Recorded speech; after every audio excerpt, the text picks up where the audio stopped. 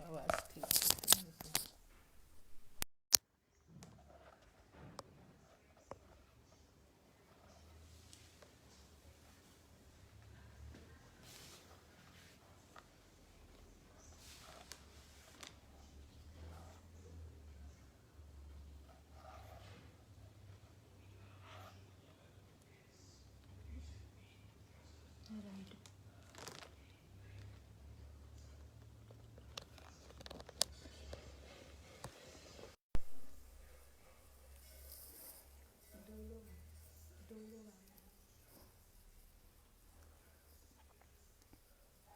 Hello.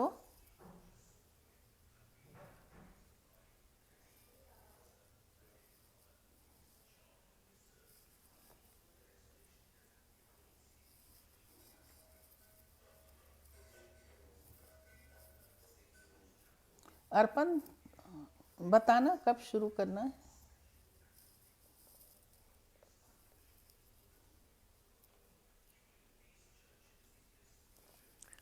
ठीक है, तो मेरे सभी सुनने वालों को मेरा प्यार और आदर।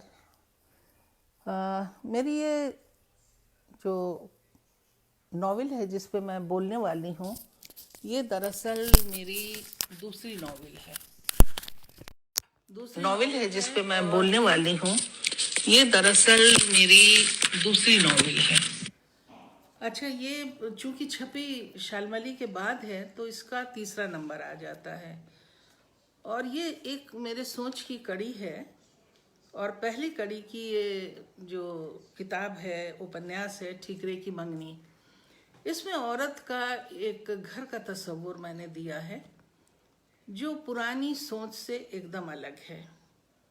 इसमें उसने कहा है अपने किरदार के ज़रिए, कि जो मैं पढ़ के सुनाऊंगी ताकि सुनने वालों को ये भी अंदाज़ा हो जाए कि पहले और अब की भाषा में मेरे कितना अंतर आया है, या मैं वही भाषा लिखती हूँ। तो ये किताब के तीसरे पेज पे मैंने लिखा है, एक घर औरत का अपना भी तो हो सकता है, जो उसके बाप और शौहर के घर से अलग, उसकी मेहनत और पहचान का हो। तो ये मेरी सोच की पहली कड़ी थी। इसका नाम मैं महरूख भी रख सकती थी, क्योंकि महरूख जो है वो इस कहानी का मुख्य पात्र है। लेकिन ठीकरे की मंगनी रखने का एक अंदाज ये भी था कि जो हमारे भारतीय समाज है, उस भारतीय समाज में ठीकरा क्या है, झज्जर क्या है, औरत की हैसियत क्या है, इसको एक तरह का रूपक मैंने दिया। शायद कितना सही होता अगर मैं इसका नाम महरूख रखती, तो ये शालमली की तरह ज़बान पर चढ़ जाता। और कुछ ऐसा भी इत्तेफाक रहा कि जब ये किताब आई तो उस वक्त मंडल कमीशन का इतना वावेला मचा हुआ था कि सारे अखबार, पत्रिकाएं और ख़ुद लोगों का दिमाग जो था वो उलझा उलझा इस नए कानून की तरफ था। आत्मदाह हो रहे थे और किसी को फुर्सत नहीं थी कि वो लिटरेचर की तरफ देखे। तो इसकी बहुत ही कम, जिसे कहते हैं, समीक्षा हुई। लेकिन बाद में एक दो इसके ऊपर ज़रूर गोष्ठियाँ हुई और बहस हुई, और बाद में इसके पसंद करने वाले लोग बहुत ज़्यादा बढ़ने लगे, जो पर्सनल लेवल पे बात करते थे और बताते थे कि वो नॉवेल जो है वो बहुत ही गहरे हमारे अंदर उतरी हुई है। मैं अपनी बात अपनी ज़बान से भी कह सकती हूँ, लेकिन मेरा दिल चाह रहा है कि मैं अपना कथन जो मैंने लिखा है उसको मैं आपके लिए पढ़ूँ। मेरा विश्वास है कि इंसान दो बार जन्म लेता है, पहली बार माँ की कोख से और दूसरी बार हालात की मार से। प्रत्येक व्यक्ति कुछ सोचकर आगे बढ़ने के लिए किसी एक दिशा की ओर कदम बढ़ाता है, मगर हवा उसे किसी दूसरी दिशा की ओर उड़ा ले जाती है। बनना वो कुछ और चाहता है और बन कुछ और जाता है। इंसान जैसा ऊपर से दिखता है वैसा वो अंदर से होता नहीं है। किसी भी व्यक्ति के अंदर ज़रा सा झांकिए तो महसूस होगा कि तहखाने दर तहखाने, कोठरियाँ दर कोठरियाँ, गलियाँ दर गलियाँ और जाने कितने पुरपेच खम रास्तों का जाल फैला हुआ है, जिस पर वो चलकर यहाँ पहुँचा है, जहाँ पर आपसे उसकी पहली मुलाकात होती है और आप पल भर में उसके व्यक्तित्व के बारे में फतवा दे बैठते हैं। हालात की मार से पैदा हुई एक लड़की महरूख की ये कहानी है, और दूसरी तरफ ये कहानी रफत भाई की भी है, मगर दोनों में जो बुनियादी फ़र्क है वो नज़रिए का है। हालात प्रत्येक व्यक्ति को एक बार जिंदगी के चौराहे पर लाकर खड़ा कर देते हैं, और यही समय होता है जहाँ पर पहुंचकर इंसान अपना रास्ता चुनता है। कुछ अपने को हालात के हवाले कर देते हैं, कुछ सर झुका देते हैं, और कुछ अपने को मिटा देते हैं, और कुछ इस टूटन को एक नया अर्थ देकर बहुत ये बताते हैं कि यही जीवन का अंतिम चौराहा नहीं है। इस लंबी जिंदगी में बहुत सारे चौराहे आपको मिलेंगे, और आप होंगे जो अपने रास्ते को पहचानते नाक की सीध में चलते हुए अपनी मंजिल पर पहुंचेंगे। और मानी बात है कि ज़िंदगी एक सीधी सड़क नहीं है जिसको बहुत आसानी से आप पार कर लें। ये कहानी जो है वो मैंने उठाई है इलाहाबाद के पास एक छोटा सा कस्बा था वहाँ से, और ये कस्बा मैंने देखा नहीं था, क्योंकि मेरी एक दोस्त बचपन की थी निखत सुल्ताना, वो बहुत जिक्र करती थी बस्ती, क्योंकि उसके वालिद जो थे वो बस्ती में अंग्रेज़ी के टीचर थे। तो बस्ती हमारे एकदम दिलो दिमाग में जिसे कहते हैं बस गई थी। तो इलाहाबाद का माहौल से उठ के हम जाते हैं बस्ती, लेकिन इसमें जो घर का माहौल है वो बहुत कुछ निखत के घर के माहौल का अक्स है। इसमें दो कैरेक्टर हैं, रफत भाई और महरूख। इनके बीच एक विचार की जिसे कहते हैं रेखा खिंची है, जिसको आप कह सकते हैं साम्यवाद। साम्यवाद एक हकीकत है, सोच का एक धरातल है।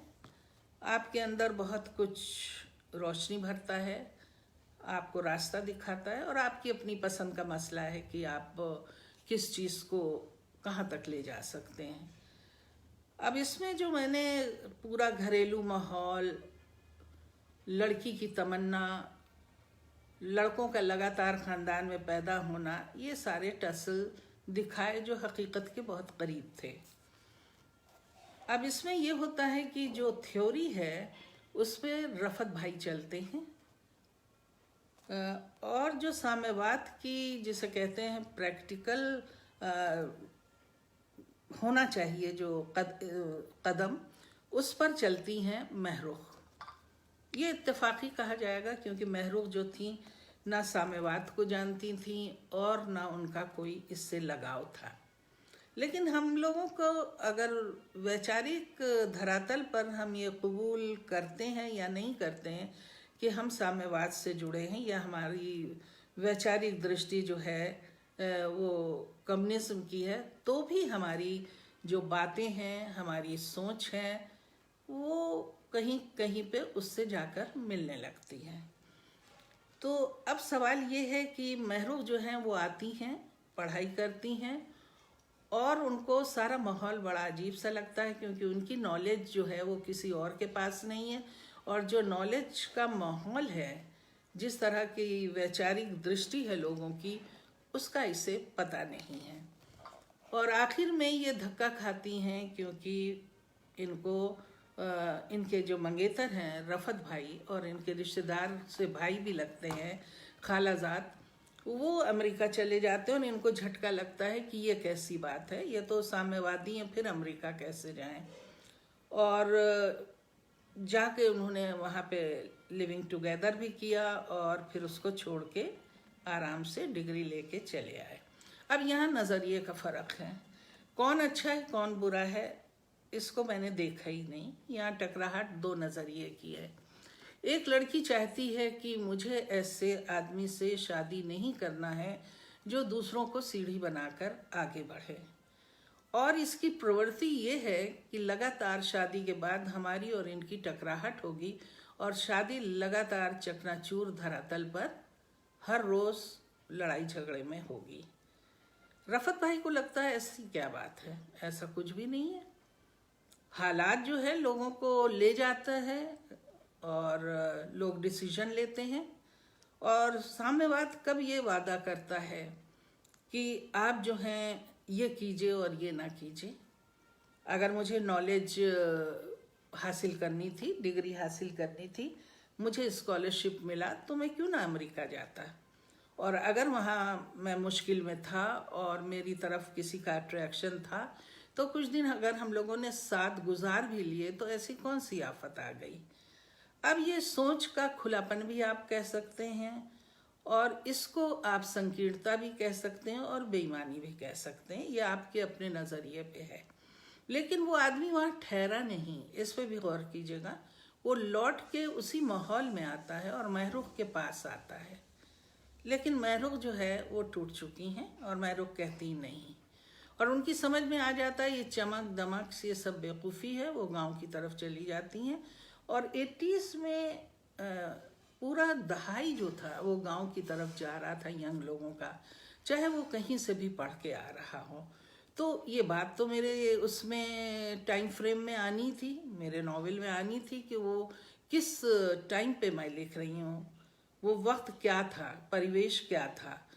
तो ये गांव जाती हैं, पीएचडी इनको मिल चुकी होती है और ये गांव जाके जुड़ती हैं आम लोगों से और एक दलित परिवार है उससे इनकी अंडरस्टैंडिंग कुछ ज़्यादा ही अच्छे हो जाती है और उसके यहाँ मोहल्ले में जाती हैं और बैठती हैं, उनके प्रॉब्लम सुनती हैं, वो खुद आते हैं इनके यहाँ, ये सब सिलसिला चलता रहता है।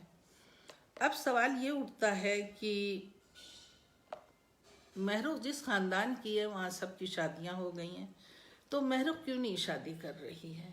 और इस पे उनकी माँ जो हैं वो बहुत ज़्यादा, जिसे कहते हैं जो बूढ़ी हो चुकी हैं, 80 से ऊपर की हैं, वो बेटी को लेके बहुत परेशान है कि सब भाई बहन तो सेटल हो गए, अब ये कहाँ जाएगी। तो महरूख अपनी माँ को जो जवाब देती है वो मैं आप लोगों के लिए पढ़ना चाहूँगी।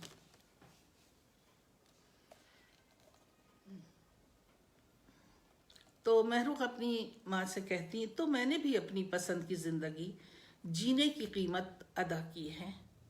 मैं अपनी ज़िंदगी से मुतमईन हूँ, मैंने कुछ खो कर पाया है अम्मी।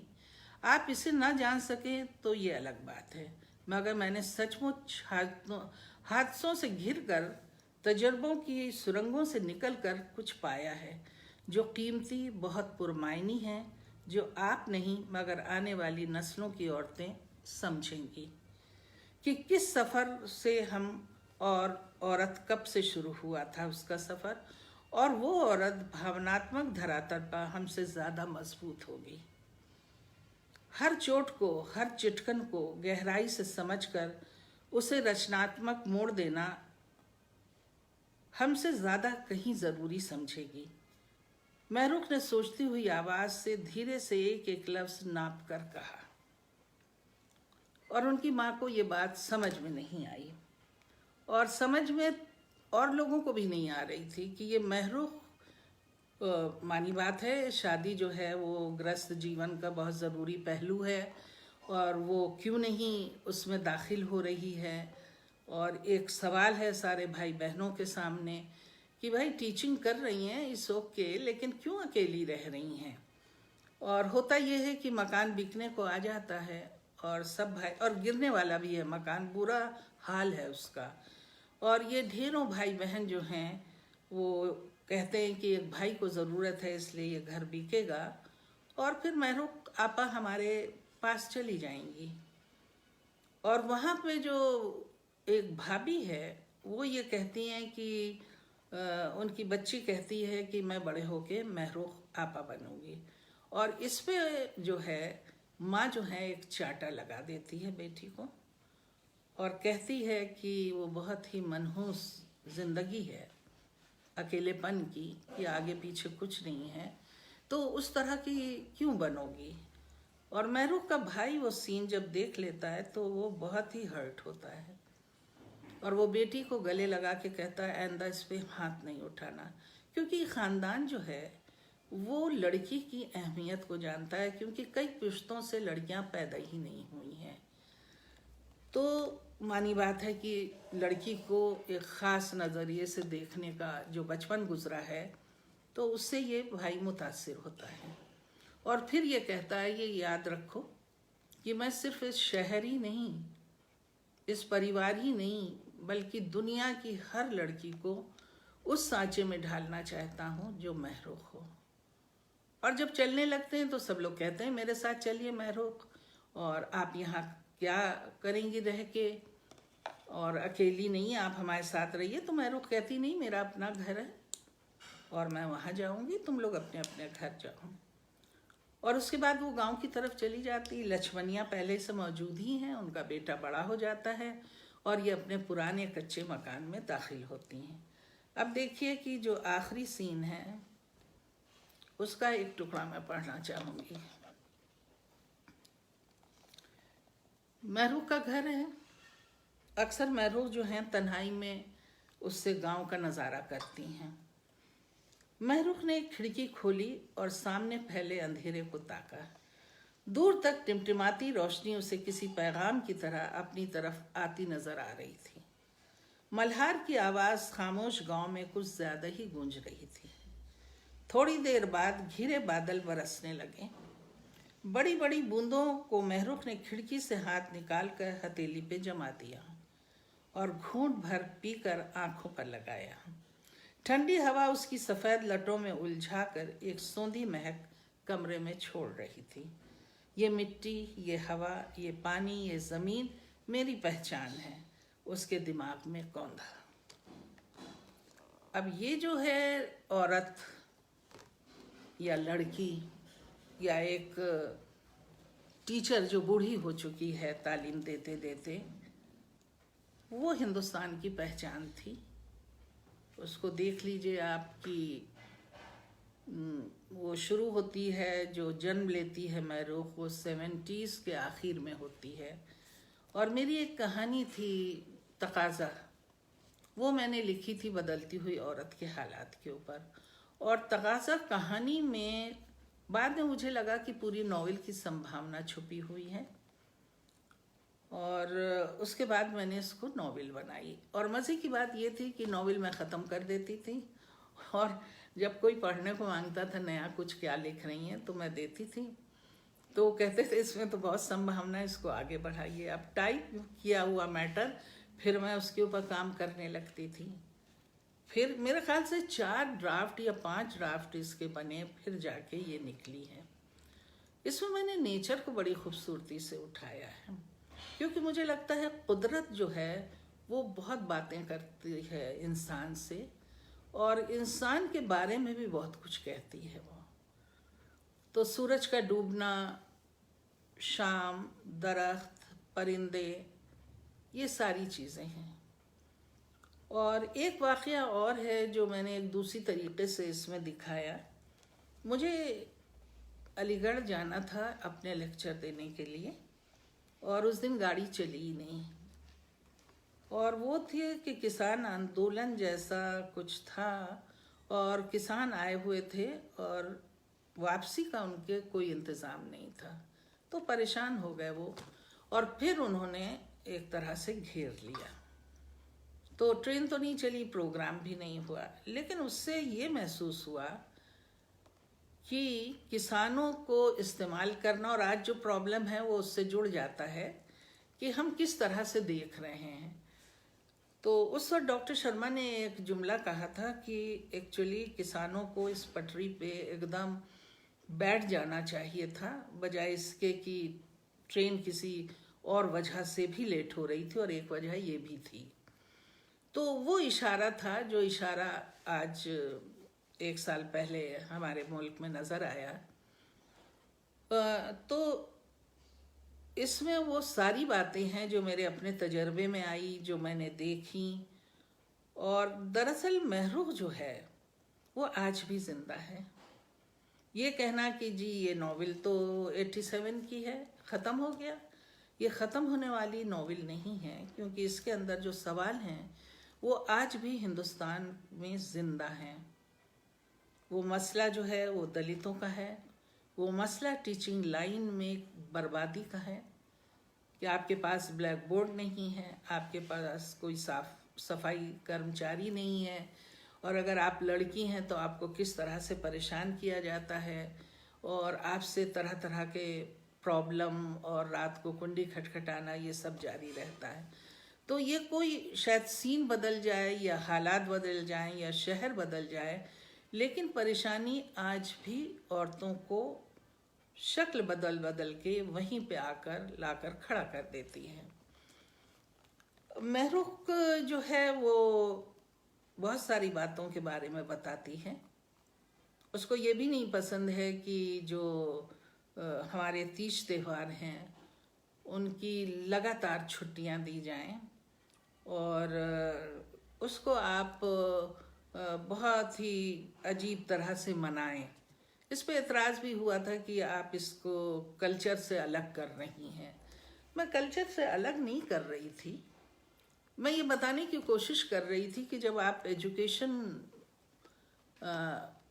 की तरफ तवज्जो दे रहे हैं तो उसमें धर्म को लाना या किसी संकीर्णता को लाना, क्योंकि मैं उसको भुगत चुकी थी अपने स्कूल में। हमारी जो क्रिश्चियन प्रिंसिपल थी, जिनका जिक्र मैं बहुत बार कर चुकी हूँ, उन्होंने हम लोगों को जीने का एक तरीक़ा दिया था, और एक छोटे पैटर्न में हमें हिंदुस्तान का जो हो रहा था, चाहे चुनाव हो रहा हो, चाहे ड्रामा हो रहा हो, जो कहानी लिखी जा रही, उस सब की प्रैक्टिस करा दी थी कि हम किसी भी लाइन को अपना सकते हैं। लेकिन जो दूसरी टीचर आई, उन्होंने सबसे पहले आते ही मिलाद करवा दिया, तो जो हमारे यहाँ का खुलापन था वो एकदम सिकुड़ता सिकुड़ता चला गया। तो वो जहन में कहीं था कि उस खुलेपन को टीचिंग लाइन में लाना बहुत ज़रूरी है। लेकिन होता ये है कि जातिवाद है, धर्म है, और बहुत सारी चीज़ें हैं, अपॉइंटमेंट्स में भी और नंबर देने में भी, कि आप किस उससे बिलोंग कर रहे हैं और आपको कहाँ पे एज अ टीचर आपको पीएचडी के बाद नौकरी मिलने वाली है, ये सारी बातें हैं। एक चीज़ और भी उस ज़माने में मुझे बहुत परेशान करती थी, वो थी कोई भी टीचर टीचिंग लाइन को बहुत संजीदगी से नहीं ले रहा था। टीचिंग में के साथ वो एक और भी बिजनेस कर रहे थे। उस सब का भी जिक्र है इस नॉवेल में, और वो आज भी है। वो प्रश्न आज भी हमारे सामने आन खड़ा हुआ है कि सबसे कम बजट हमारी टीचिंग लाइन को है, और हमारी वो तवज्जो जो एक ग्रास लेवल पे होनी चाहिए वो बहुत कम नज़र आ रही। जितनी होनी चाहिए उतनी नहीं है। लेकिन मैं ये नहीं कहूँगी कि बिल्कुल तरक्की हमने किया ही नहीं, ऐसा नहीं है। लेकिन 75 साल में जो कुछ होना चाहिए था वो मुझे लगता है हर घड़ी कि कम हो रहा है और फैल नहीं रहा है। तो महरुख एक तरीके की शमा बन के उस अंधेरे को चीरती हुई आगे बढ़ती हैं, और वो स्कूलों में टीचरों को भी जो मैन वुमन रिलेशनशिप है उसके ऊपर भी वो बातें करती हैं, और फिर उनको राष्ट्रपति अवार्ड भी मिलता है टीचिंग का। और उसके बाद जब वो अपने भाई के घर दिल्ली में ठहरती हैं तो जो डायलॉग उनको अपनी भाभी से हुआ उसको सुन के उनको थोड़ा सा तस्कीन हुई कि उनका फ़ैसला अच्छा था, क्योंकि उनकी भाभी भी ये कह रही थी कि इनके साथ चलना बहुत ही मुश्किल है। अब आते हैं हम लोग रफ़त भाई पे कि रफ़त भाई क्या थे। क्या वाकई रफ़त भाई बहुत बुरे आदमी थे? तो मैं कहूँगी नहीं। रफ़त भाई से आप हमदर्दी कीजिए और समझिए कि रफ़त भाई किस तकलीफ़ में थे। ठीक है, उनकी विचारधारा साम्यवादी थी, इसका ये मतलब नहीं कि वो तरक्की ना करें, और उसका ये भी मतलब नहीं है कि वो लगातार गरीब मोहल्लों में घूमते रहें, क्योंकि हो सकता है वो ये सोचते हों कि मैं जब किसी पोस्ट पे आऊँगा तो मैं गरीबों की ज़्यादा मदद कर पाऊँगा। वो ये भी सोचते होंगे कि ऐसा नहीं है कि हम बिना पावर के बहुत ज़्यादा कुछ कर सकें, इसलिए हमें कुर्सी चाहिए। तो इस सब नज़रियों को देख के हम रफ़त भाई को एक अलग तरीके से देखने की कोशिश में लगे रहे कि इनका कैरेक्टर हम कहाँ ले जाए। उनका एक डायलॉग भी था कि अगर हमने अपनी तरफ ध्यान नहीं दिया तो ये जो माहौल है इसमें हमको कीड़े की तरह लोग अपने जूते से कुचल देंगे, और ये हकीकत है। क्योंकि एक तरह से मुझे तजर्बा भी हुआ कि जो बहुत डिवोटेड साम्यवादी थे और उन्होंने सरकारी इनकलाबी बनना कबूल नहीं किया या समझौता करना कबूल नहीं किया, तो वो पीछे ही रह गए। उनका दुख दर्द किसी ने नहीं समझा, और जब जिसका दिल चाहा उनकी बुराई भी की, उन पे बौछार भी की। और हो सकता है कि रफ़त भाई का जो किशोर मन था, और फिर जब वो जवान हुए तो उन्होंने लगा नहीं, मैं बीच का रास्ता अपनाऊंगा, मैं तरक्की भी करूंगा और अपने मुल्क में वो जगह भी पाऊंगा जिससे मैं गरीबों की मदद कर सकूं। तो इस तरह से रफ़त भाई का किरदार मैंने उठाया। रफ़त भाई जो हैं वो अपने ख़ानदान से भी जुड़े रहे। रफ़त भाई जो थे वो मुहर्रम की जो बेजा जिसे कहते हैं रस्म व रिवाज थे, उसको भी वो बहुत हंस के कहते थे कि मैं वक्त का इमाम हुसैन हूँ।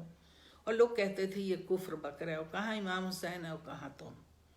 लेकिन वाकई आज जीना किसी शहादत से कम नहीं है अगर आप स्ट्रगल कर रहे हों।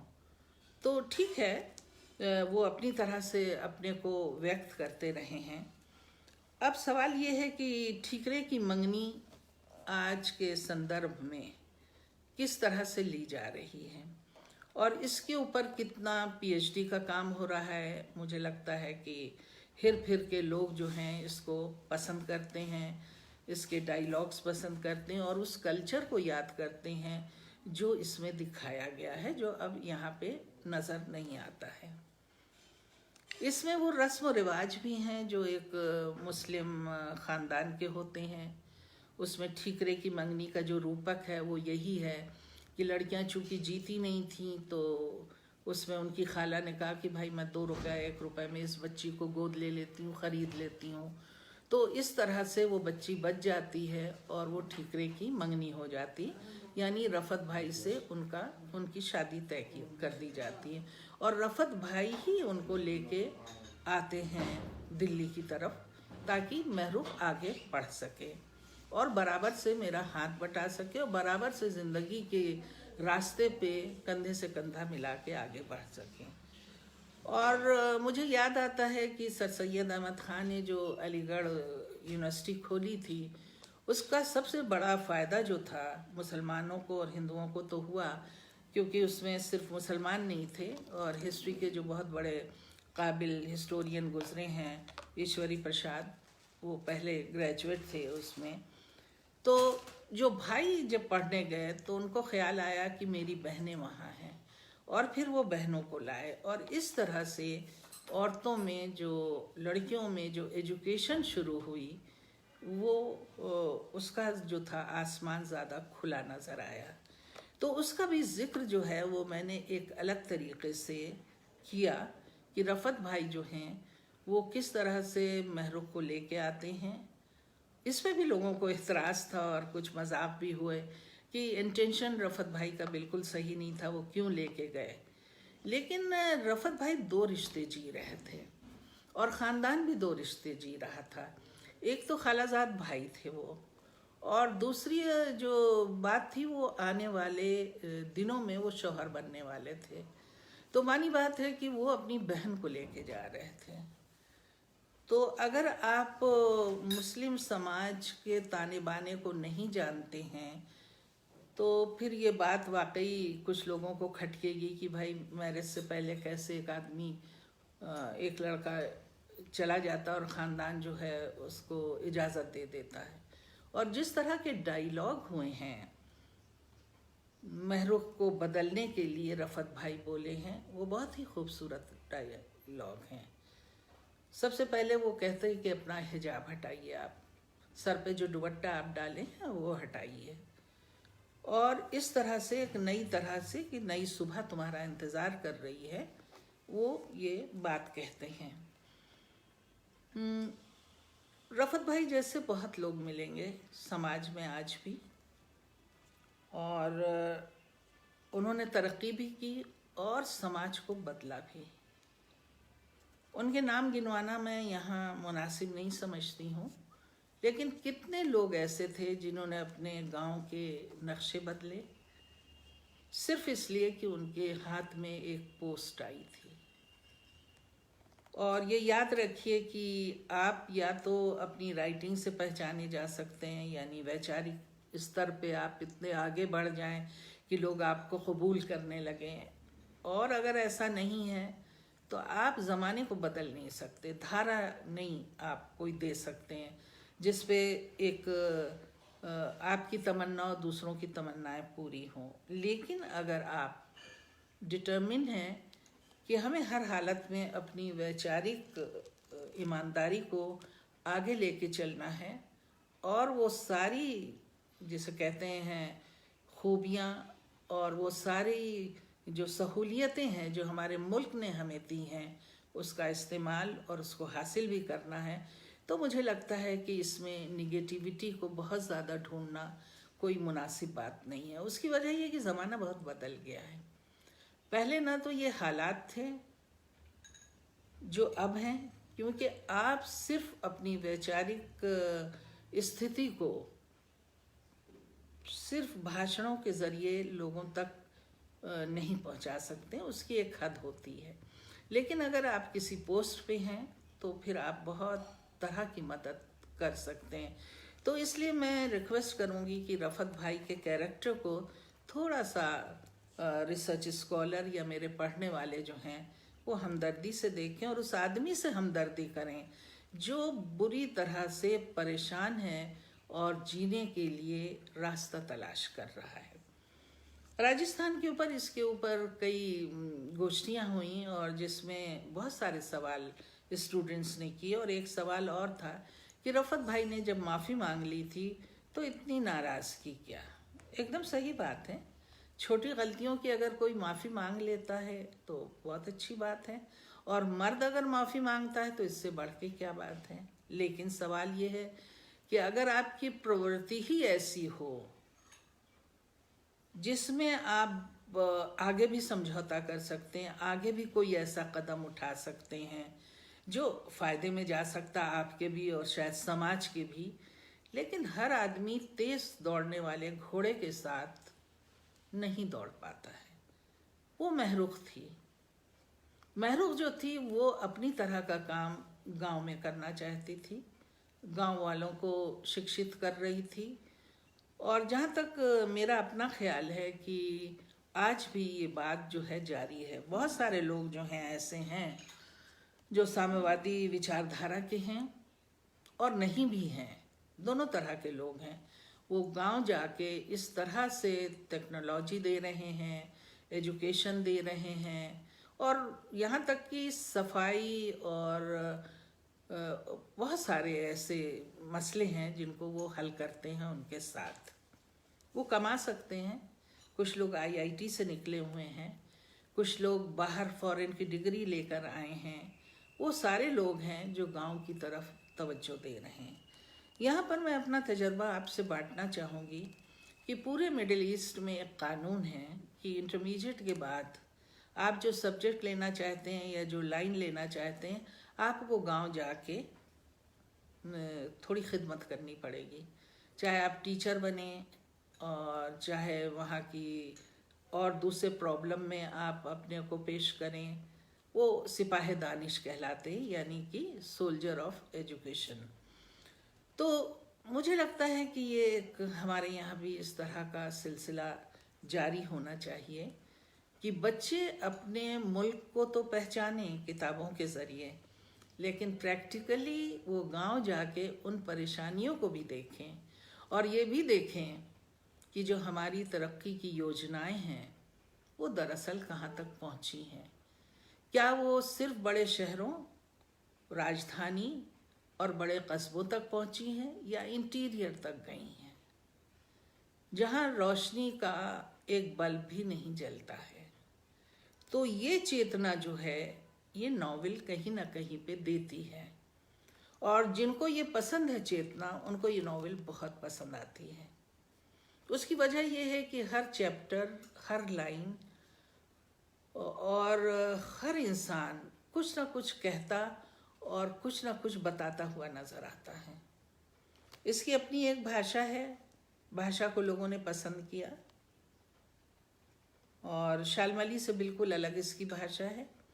शालमली में मैंने कोशिश की, क्योंकि मेरे ऊपर इतराज़ बहुत हो रहा था उस ज़माने में कि आप उर्दू के लफ्ज़ इस्तेमाल करती हैं, तो एक तरह का मुझे लगा कि इनको बता दूं कि मुझे हिंदी भी आती है। मैं इलाहाबाद की हूँ, जहाँ दो नदियों का संगम है और दो ज़बानें मेरी दो आँखों की तरह हैं, मेरी दो माएँ हैं। तो शालमली को मैंने उठाया और बहुत कोशिश की कि मैं उसमें एक भी उर्दू का लफ्ज़ ना आने दूँ। लेकिन विद्या निवास मिश्र ने जब वो पढ़ा तो उन्होंने कहा, नासा तुम बच नहीं पाई उर्दू के लफ्ज़ से। अब पता नहीं उसमें उर्दू का लफ्ज़ उन्हें कौन लगा। फारूकी साहब भी कहते थे कि कुछ ऐसे हिंदी के लफ्ज़ हैं जिनको हम उर्दू का समझते हैं और इस्तेमाल कर लेते हैं। आज तक मेरी बात यही समझ में नहीं आई कि शब्दों से का बंटवारा, शब्दों से दुश्मनी, और ये सब क्यों है? क्योंकि हमें तो शब्द चाहिए, क्योंकि हम किरदार का निर्माण करते हैं, हम चीज़ों को बयान करते हैं, तो कोई भी शब्द खूबसूरत होगा। कुछ लोग ये भी कहते हैं कि भाई पाठक जो हैं वो समझ नहीं पाएंगे। कौन से पाठक? वो पाठक जो आप हैं, या वो पाठक जिनके वालिद, जिनका घराना फारसी और उर्दू का जिसे कहते हैं रसिया रहा है, वो लोग? क्योंकि हिंदुस्तान के समाज को समझना, परत समझना बहुत मुश्किल है। तो इसलिए इस ठीकरे की मंगनी में जो माहौल था, उसके हिसाब से मैंने वो भाषा लिखी। और इसमें अवधि भी है, जो वो दलित मोहल्ले में जाती है और बातचीत होती है, और किस तरह से इसका रिश्ता जो है लक्ष्मणिया से जुड़ता है, और लक्ष्मणिया के बेटे को ये किस तरह से अपना बेटा समझती हैं। तो वो सारे डायलॉग जो हैं वो अवधी भाषा में हैं। और अवधी भाषा में कभी बोलती नहीं हूँ और ना मुझे आदत है बोलने की, लेकिन हाँ, मेरे घर का माहौल ऐसा रहा, जो बचपन का माहौल था, उसमें 3-4 ज़बानें इकट्ठा बोली जाती थीं। अगर 3-4 लोग गांव के बैठे हुए हैं, यानी ख़ानदान के लोग बैठे हैं, तो वो अवधी बोलने लगते थे। और जब उनको कुछ मुशायरे वगैरह में जाना पड़ता था, या क्लास लेते थे, या क्लास में पढ़ने जाते थे, तो वो उर्दू, फसी उर्दू बोलते थे। और इसके बाद हिंदुस्तानी ज़बान तो बोलते ही थे वो आम लोगों के साथ, और अंग्रेज़ी की जहाँ ज़रूरत पड़ती थी वहाँ अंग्रेज़ी। और जब वो अदब लिखते थे तो फ़ारसी और अरबी की तरफ चले जाते थे। तो अगर ये खुलापन हिंदुस्तान में है, तो मुझे लगता है कि आपको अगर हिंदुस्तान की तरक्की चाहिए, तो फिर ये छोटे छोटे झगड़े, ये खाना बंदी, ये सब कुछ आप छोड़िए। और कहीं कहीं पे महरूख के कैरेक्टर पे मैं भी समाई हूँ कि जो चीज़ मुझे नागवार गुजरी थी, वो मैंने महरूख के ज़रिए कही। तो इसलिए महरूख जो है वो आपकी बहुत सारी बंदिशों को तोड़ती है, दिमागी भी और संवेदना के स्तर पर भी, और साफ बताती कि क्या चाहिए आपको और क्या नहीं चाहिए। यहाँ पे मैं बताना चाहूँगी कि बहुत सारे किरदारों का प्रेजेंटेशन जो है हमारे रफ़त भाई करते हैं, जो अपने में उलझे रहते हैं। वो क्लियर ही आखिर तक नहीं होते हैं कि उन्हें चाहिए क्या। उन्हें तरक्की चाहिए, कुर्सी चाहिए, या क्या चाहिए, और या फिर वो वाकई मदद करना चाहते हैं। तो ये सारी चीज़ें जो हैं वो रफ़त भाई के कैरेक्टर में हैं, और एक दिलचस्प रफ़त भाई का कैरेक्टर, बहुत ज़िंदा कैरेक्टर है। उसके ऊपर मेरे ख़्याल से मुझे शिकायत है कि मेरे मर्द कैरेक्टर मैं इतने अच्छे उठाती हूँ, और इतने संवेदनशील होते हैं, और इतने संघर्षरत होते हैं, और इतनी परेशानियों से टकराते हैं, उन पर काम ही नहीं हुआ। बहुत कम उनकी तरफ तवज्जो दी गई, और हम लगातार ढूंढते रहे कि एक मर्द औरत को कैसे परेशान करता है, लड़की को कैसे परेशान करता है, ये जो हमारा नज़रिया है ये बड़ा ख़तरनाक है हमारे समाज के लिए। जो बुरा है उसको बुरा कहने में कोई हर्ज नहीं है, लेकिन ज़बरदस्ती बुराई ढूंढना और एक हमदर्दी का जज्बा औरत को के प्रति लगातार कहना, ये मेरे ख्याल से एक अजीब सा नज़रिया है जो मुझे पसंद भी नहीं आता, और मैं चाहती हूँ कि ये बदला जाए। अब मैं ये भी कहूँगी कि ये बस्ती के बहाने मैंने और क्या क्या चीज़ इसमें उठाई। मैंने एक बहुत ही खूबसूरत दृश्य इसमें गन्ना जहाँ पे गुड़ बनता है उसका भी बयान किया है, और वो बहुत ही खूबसूरत दृश्य है।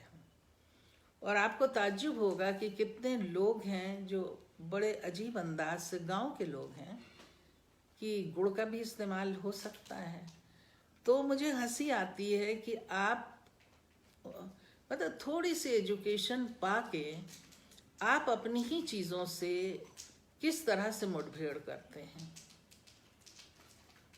कि आपको गुड़ जो बहुत ही सेहत के लिए ठीक है, गन्ने का रस जो है वो सेहत के लिए ठीक है, इन सब चीज़ों से इस तरह बनने की ज़रूरत क्या है? उसकी वजह ये है कि हमने अपने रिश्ते गांव से काट लिए हैं और हम बाज़ार की तरफ चल पड़े हैं।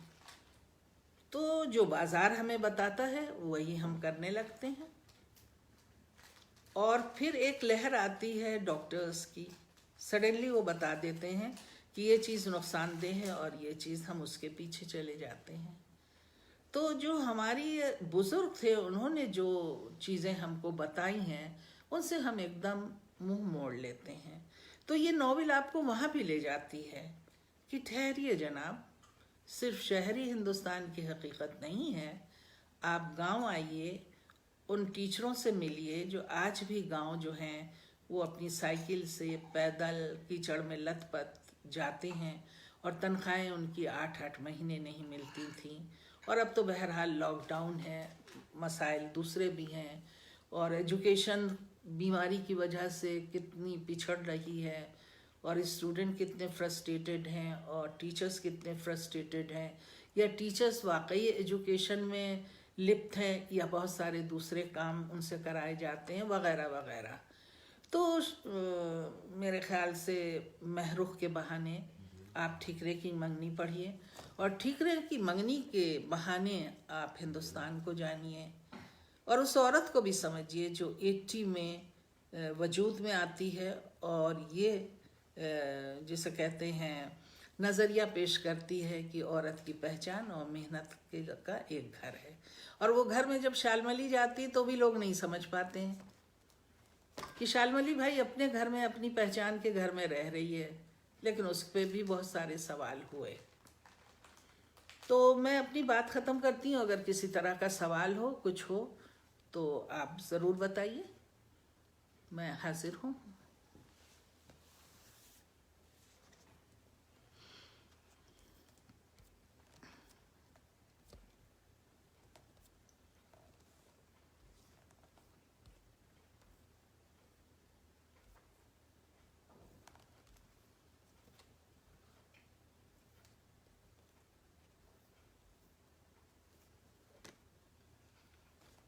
कोई सवाल आया? कुछ है?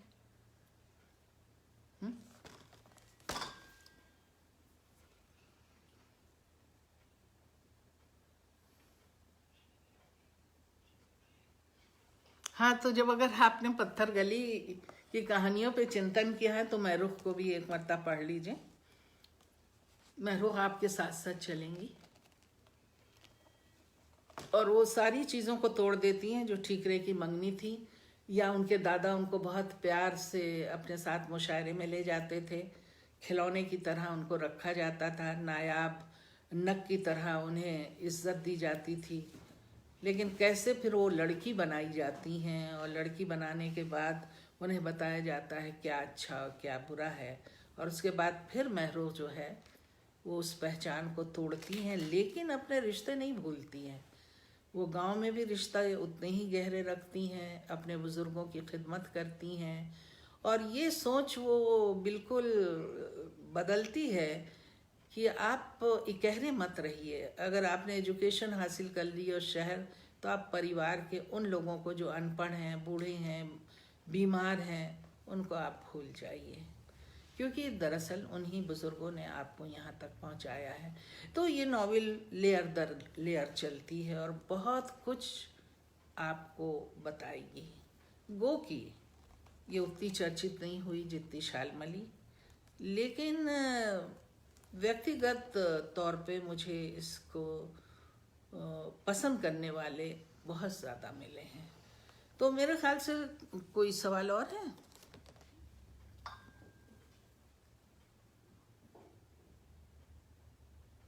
हाँ, मैं इस वक्त मैंने एक नॉवेल तो ख़त्म कर दी है प्रेस में, अल्फ़ा बीटा गामा, और दूसरा नॉवेल जो है उसकी जो 2012 में ईरान के बैकग्राउंड पे लिखी थी, उसके कुछ नोट्स ले रही हूँ।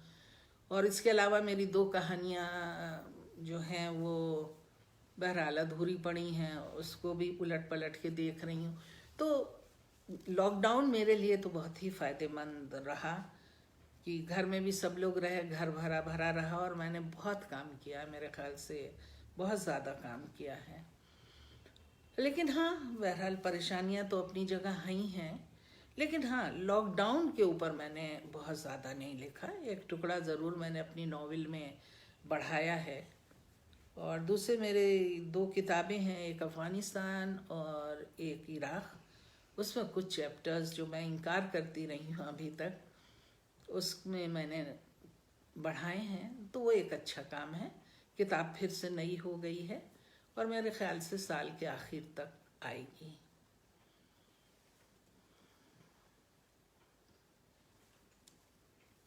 तो बस फिर ठीक है अर्पण, अब इजाज़त दीजिए, आपकी तबीयत भी ठीक नहीं है, आप भी थोड़ा सा मुक्त होइए इस तनाव से, और फिर अगले महीने मिलेंगे कोई नई किताब पे, शायद वो जिंदा मुहावरे हो, मेरा चौथा नॉवेल। सबको प्यार, सबको आदाब।